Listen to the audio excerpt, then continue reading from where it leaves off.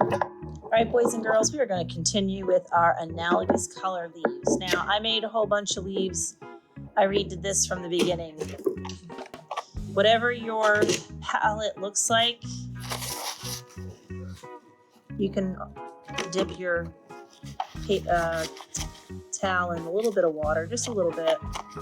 Give it a good wipey wipe so you can at least start with a cleanish palette. Don't do it over your artwork like Miss M did. I just got my work. So I'm going to clean my palette.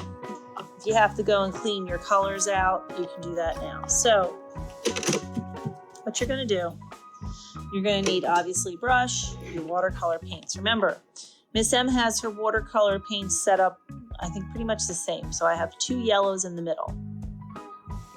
In reality, this yellow would be used for mixing greens, and this yellow would be used for mixing oranges and stuff on this side. This is your red violet. This should be, it's the same thing. This is your red.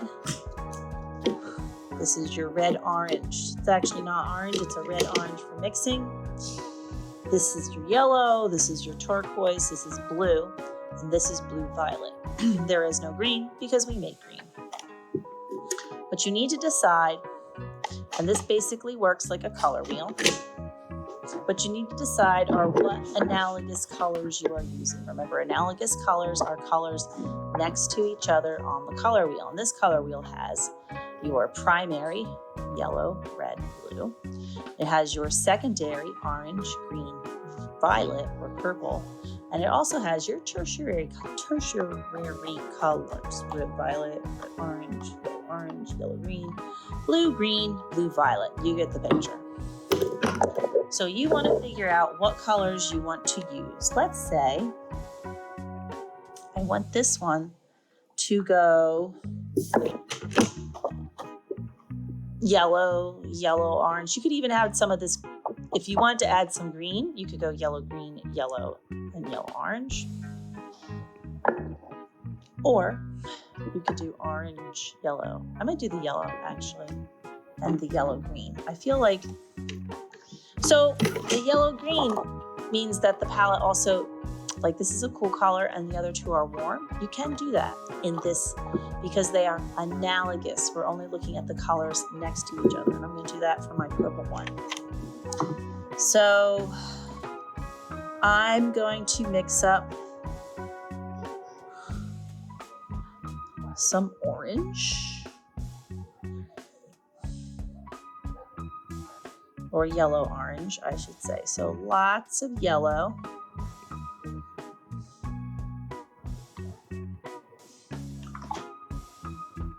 And again, you probably don't want to do that on top of your painting. Down a bunch of yellow, lots of color.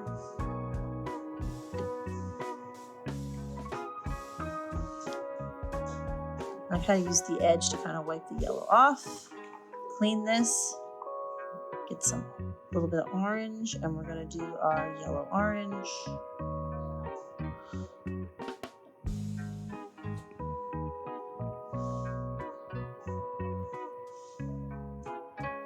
We're also going to do a green, so we're going to get some more yellow.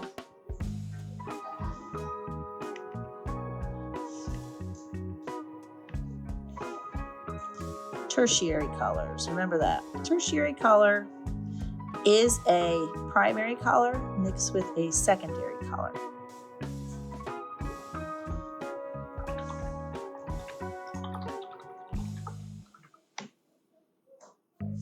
You wipe on the edge, you don't tap, and then a little bit of this turquoise to make the green,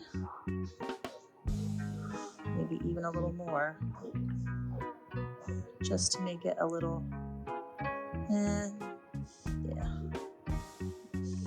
All right.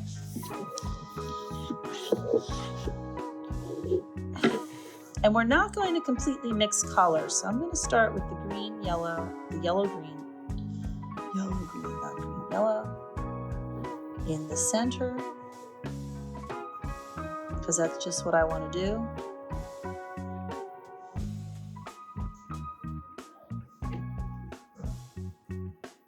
Add a little more pigment so it's a nice yellow-green.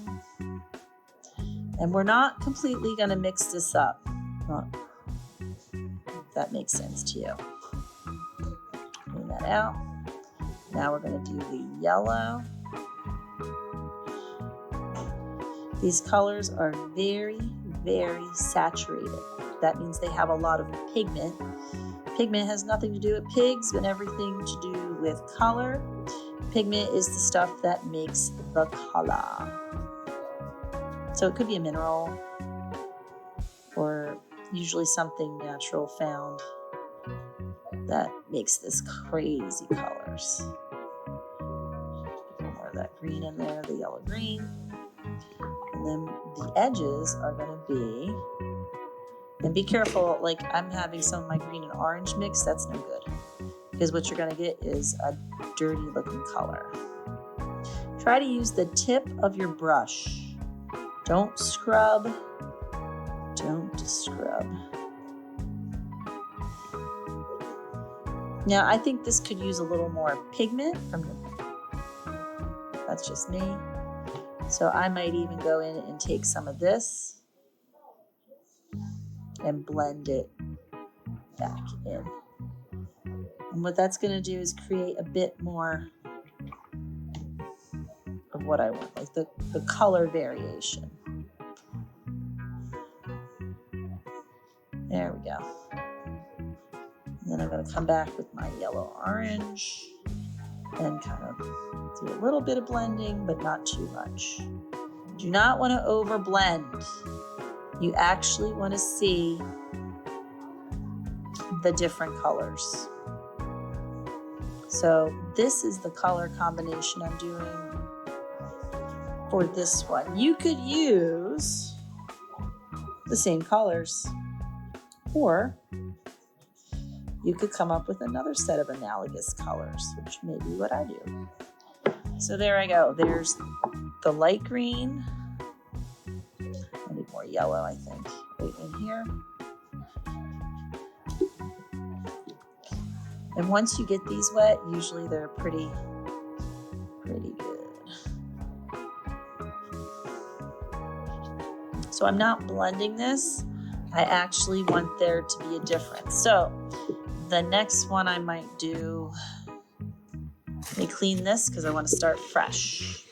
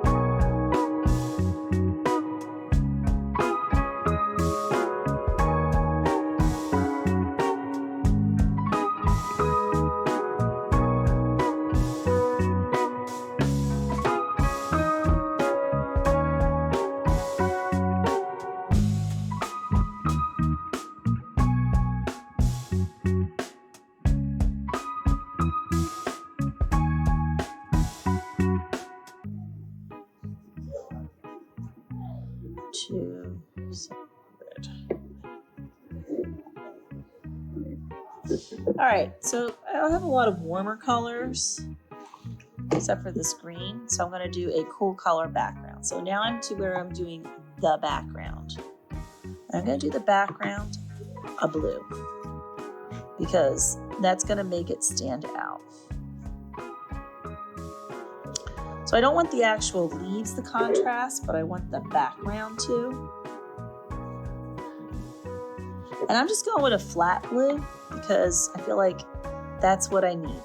You could do different shades of blue and it would work. You could do your blue on your leaves. There's no reason why you couldn't. Like you could do blue, yellow, green. But I am using, and notice where I have the oil pastel, it super pops.